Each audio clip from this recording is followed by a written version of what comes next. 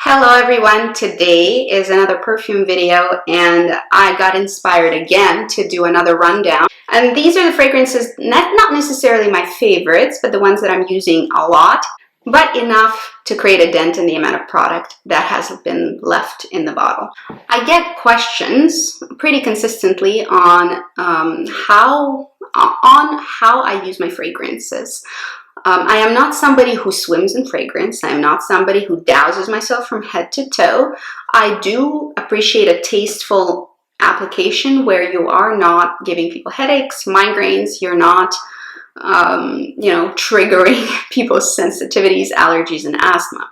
I think it's rude to wear very apparent fragrances that have a big throw, a big sillage, that reach people that don't necessarily want to smell them. So I actually don't over apply, contrary to what some people might think, seeing how many fragrances I actually go through. The fact is, I don't really over apply, but I do apply several times a day normally. My first application is generally in the morning.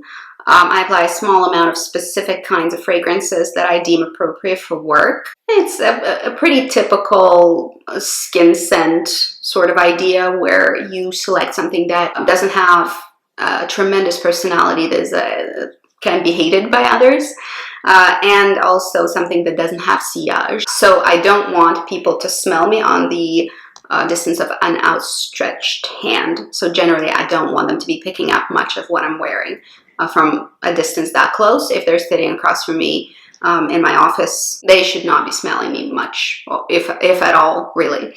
So these are the fragrances that I have used in the last few months to basically have a visible amount missing in the bottles. And that gives you an idea of my use, but doesn't give you an idea of the favorites necessarily, because I do rotate through my fragrances a lot and it's really a question of mood. So let's get into it. The first culprit that I wanted to share is Womanity by Thierry Mugler. This has figured previously in my videos as well.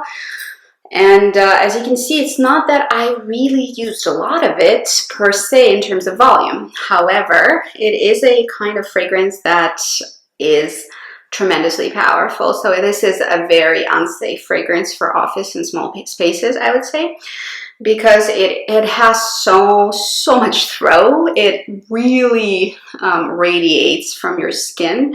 It is a powerful beast. It is a very gentle idea of a fragrance. It's a slightly salty, cold beach, but with fruit trees growing at the shoreline. So it's actually quite lovely and very unique. I have not really smelled many fragrances that emanate this kind of a feeling. To me, this is a great beach scent, actually. And when you're at the beach, of course, you can have a little bit more sillage around you, because you're in an open space and it's not going to be overwhelming. The molecules have lots of space to dissipate and evaporate, and they're not going to suffocate anyone.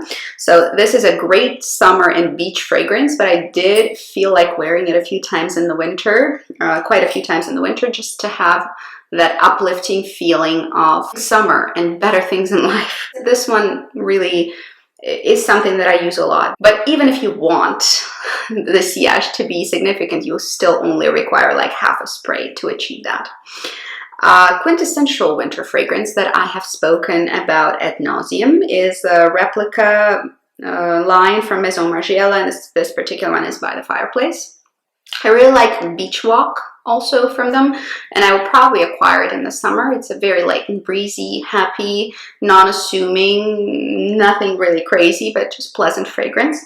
I've had multiple samples of it, so I think I'm ready to pull the trigger at some point. By the Fireplace has been an easy pick and has been appreciated by me over a long period of time. I've had it probably for about 3 years. By the Fireplace, fortunately and unfortunately, is also one of those fragrances that you need very little in terms of amount to create a pretty robust situation of the aura of smell radiating from you. And By the Fireplace is exactly that. It feels like a fireplace, maybe somewhere in a wooden lodge, somewhere in the winter. You're cuddling with your lover and sipping on brandy and laying on, I don't know, animal furs. Some picture like that is really popping up in my mind. By the Fireplace is gorgeous. It is very potent. So again, you don't need a lot. And I'm very much regretting purchasing a huge bottle. Not because I think that it's not a good scent, because I think it's fantastic. I do. And if you like fiery, burnt wood and this coziness sensation that is created by an actual fireplace, you will get it from here. It's totally and entirely unisex. Men will smell amazing wearing this, but I mean, it's a fireplace. Anybody would smell delicious and cozy wearing a fireplace scent. So the way I can explain my regret of not getting a smaller bottle is because it's so potent, it goes very, very slowly, because you need very, very little to actually create the effect that you probably desire to have from this particular fragrance. And as you can see, I'm not even halfway through, and I've been using this a lot. So I guess maybe if it's the only fragrance you're using, then it's good. But for me, I'm worried that it'll go bad and spoil before I have a chance to use it up, because I do go through a lot of fragrances. I have lots in my fragrance wardrobe, and I love trying new things. So I no longer buy big bottles. This was one of the last big bottles or full-size bottles of fragrance that I purchased, because it's not feasible for me to get through as much volume as this provides. So I am a little bit worried that this might go bad. Right now, of course, the color is the same as it was when I purchased it, and the scent definitely is 100% still the same. But because it's been probably about 3 years and I've only used maybe a little bit more than a third, I'm starting to get worried that this might not survive very long, and I'll have to declutter it because it might have gone bad and have to repurchase a smaller size. So far, it's holding its own. So far, it has not gone off, but I do take very good care to store my fragrances properly. That is probably why. I store them in a dark, cool drawer, as you should, and that is going to prolong the lifespan of your fragrances. I'm keeping a close eye on this guy. I'm not sure how long it's going to live for. So far, it's been fine. This one is a new-ish purchase. I just bought it this past fall of 2019. And I've had a lot of mixed emotions regarding this scent, mostly because I wanted it to be one thing and it turned out not to be that thing that I wanted it to be. So I guess that's on me, but this is Burberry Her, the original Eau de Parfum. I have heard from my subscribers that Eau de Parfum in Intense is a better choice, and it's a better scent, better constructed. This one, I actually loved the premise. I wanted to love it. I do like even the presentation. I think it's simple and beautiful. But my problem with it is that the construction of it really falls apart and falls flat from what is promised in the top notes. When you initially apply, it's actually a very interesting, cute approach to perfumery. It has lots of milkshake, strawberry milkshake fluffiness and lightness at the top. Then there's a little bit of some kind of fruity tobacco / cigarette scent right under that. There is some muskiness, a little bit of wood.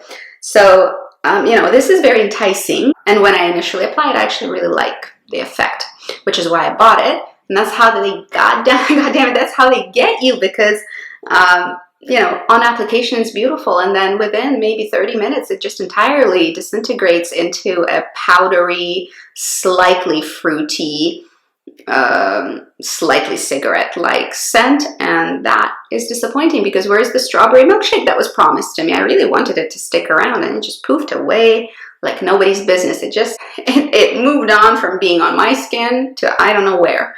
So big disappointment in terms of construction. This is poorly made to me. Again, this is a question of personal opinion, but I think this does not evolve as a fragrance. You know, as the fragrance is worn, it's supposed to be morphing into something else and opening up new facets. This just is cheap to me, because the whole appeal of this fragrance has completely disappeared within 15 to 20 minutes, and that's unacceptable.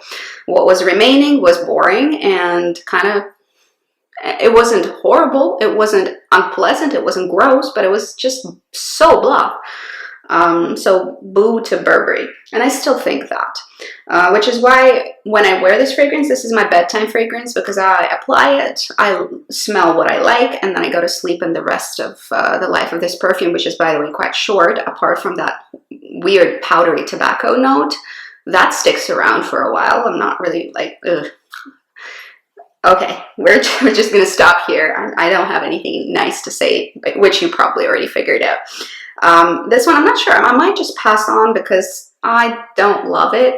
I might use it up because this is there's maybe 20 to 25 mils left in there. It's not a lot. It's probably okay to use it up. It's gonna be fine. I might just do that. So that was a bit of a bust. Then we have a very classic pick, kind of classic pick. This is Shalimar Parfums. So it's not the original, it's the modernized original that is supposed to appeal to maybe women in their 20s or 30s. And I think they did a very good job formulating that kind of a scent. I did come to the conclusion that Shalimar original is still my favorite. I still prefer it. It is just a little bit less cloying. There is a facet to the Parfum that is very slightly cloying. So if you're sensitive to that, you might disagree that it is a well-constructed fragrance. To me, it is tolerable and it dissipates enough, fast enough that I can tolerate it very, very nicely. And I do enjoy the vintage flair. It is a fragrance that has a lot of slightly bitter yet very sweet creme brulee, which is what I enjoy in this kind of a concoction. And this whole Shalimar line, this is what appeals, right? It's that interesting note. It has unidentifiable florals and generally creates a very vintage inspired Betty Boop Boop kind of feeling, which I enjoy. And of course the packaging is stellar, very pretty, very vintage. Love the tassel. Like everything about it is flapper 20s, but you know, filmed in 2013, something like that. So nice, beautiful scent. I will definitely keep having it in my possession. As you can see, more than half of it is gone. I suspect that by probably by the end of 2020, it is going to be entirely used up because it's quite pleasant and I've been liking it for many years. This is not news to me that I enjoy it. This guy, yet another update. I was torn up about this fragrance. Usually when I wear something for a while, I really can give you a clear review and my review really stands. So if you go back and watch my review on this particular one, which is Bottega Veneta Illusione, it stands. I think, though, I've discovered something curious about this specific scent. And what I discovered was that when I bought it, which was in the summer, I wanted out of it a nice summer scent, a fruity summer floral. This was the intention. That's what I wanted to have out of it. And then my disappointment was clear because it did create an impression that it kind of overdid it on skin. My skin always also, like, keep in mind, everybody's skin is different, but for me and my skin, it pulls a lot of sweetness out of anything I wear. This is probably the reason why uber sweet fragrances do not appeal to me, because they just make me nauseated on my skin. They just open up as crazy amounts of sugar. So this for me was not entirely pleasant. It was too sweet, too fruity, and a little bit too boring in the summer months. I wore it in the fall a little bit. That held, that impression held. And then I put it away. I'm like, it's okay, it's fine. It's a nice fruity fragrance, but nothing special to it at all. And that tends to be the case in any kind of warm weather above -2. So the kicker is that now that I've worn it in winter and I've reached for it a lot, as you can see, I don't really have much left at all. Now that I've worn it for winter, I have to also add that although in regular temperatures, this fragrance is a little bit boring, it does an entire 180. I shouldn't say that. It does come off differently in the cold weather. So this is a winter fruity floral, apparently. I usually associate fruity florals with summertime and pools and, you know, that happy sunny weather. And apparently this particular one, Bottega Veneta Illusione, is a fruity floral for winter. It holds together much better. It doesn't become cloying and, you know, offensively fruity sweet, just screechy. It doesn't do that in the winter. It does that in every other temperature, but winter temperatures, and since I live in Canada, it's probably like around 0 or colder, this fragrance performs beautifully. It wears for a decent amount of time. It doesn't have a huge sillage, but I also don't enjoy having huge sillage in fragrances and huge throw because I don't want to trigger anybody's migraine. I am not out to get people, so please be cognizant of your application and be kind to people around you. They might hate what you're wearing, so don't make them smell it if they don't want to.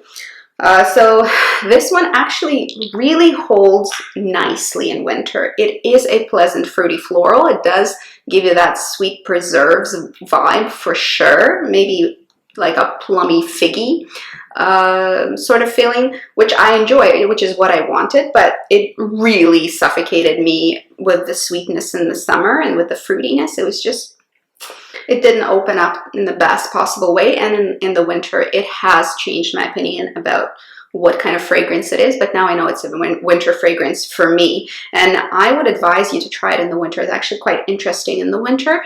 It's a festive, grandma's preserves but not too sweet kind of floral. So grandma didn't overdo it on the sugar like she did when she was making La Petit Homme Noir fragrance preserves. Okay, this analogy is getting a little weird, but these preserves over here, the fruity preserves over here, are much more high-end and much more elegant than many of the fruity florals that are available today. So if you are a fan of fruity florals and you want a winter fruity floral that would be elegant and elevated, actually, you know what Bottega Veneta Illusione is for you then. That's what it is. Very nicely done. I did not necessarily change my opinion, but I did find a way to wear it that I very much enjoy. Then we have the Balenciaga Paris.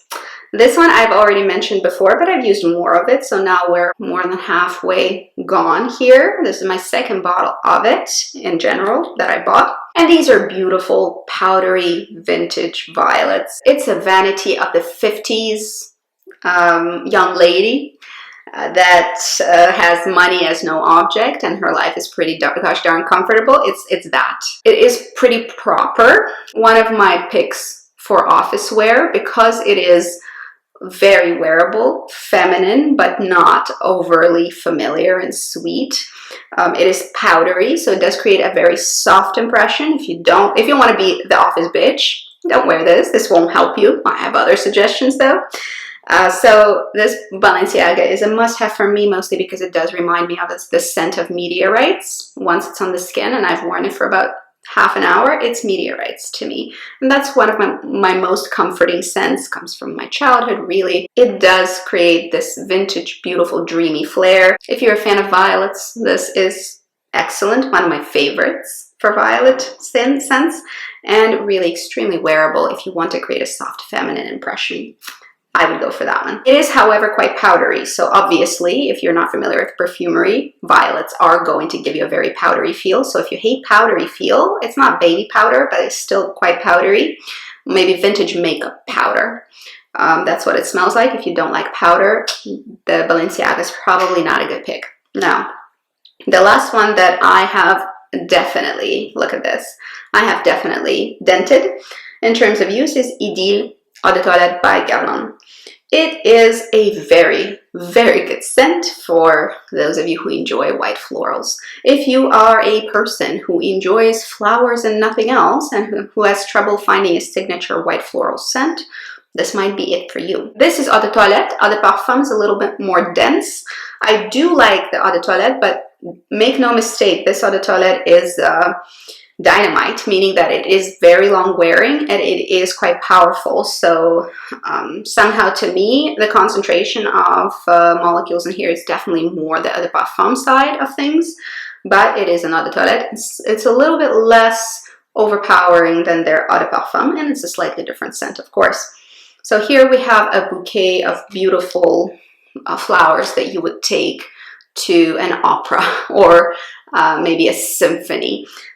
Something formal, something strong and confident. It is definitely feminine in its essence, but This is a femme who knows herself, who's very aware of who she is and what she wants, and she goes for what she wants. This is a floral, not a fruity floral, not a woody floral, not a sweet floral, not a gourmand floral. It is floral and nothing else. And if you are somebody who really likes that, for instance, this is a more grown-up way to do something like Chloe or Chloe. If you like the original Chloe, but you've grown out of it and you feel like it's a little maybe juvenile for you, Idylle Eau de Toilette is something to try. Of course, I'm not saying that you will love it, but it is definitely the Chloe but stepped up. I remember liking Chloe in high school, but once I discovered like true, more mature, more substantial florals, I really switched over there and never went back. So if you have been a fan of something like Chloe, try Idylle Eau de Toilette. You might find that this is a step up. This is the next phase of your life. You know, maybe you're no longer somebody who wears chiffon dresses with cowboy boots. Maybe you're somebody who's wearing a pencil skirt and hella pumps. This is that. So these are the fragrances that I've made a lot of progress on using, and I'm assuming that by the end of the year, probably at least 3 of them are going to be completely done. And there are many other fragrances that I'm testing out and actively using right now, but these are the most used at the moment. So don't be surprised if you start seeing them in empties in a few months. I hope it was interesting for you to see which fragrances I've reached for enough to create a negative space in the bottle, which is quite exciting. I actually like seeing that. There's something very satisfying about using your stuff and seeing it go down. Tell me what you're using up recently, what is half empty for you, and which fragrances you are reaching for a ton. That's it for today. I hope everyone's doing well. Have fun and good luck.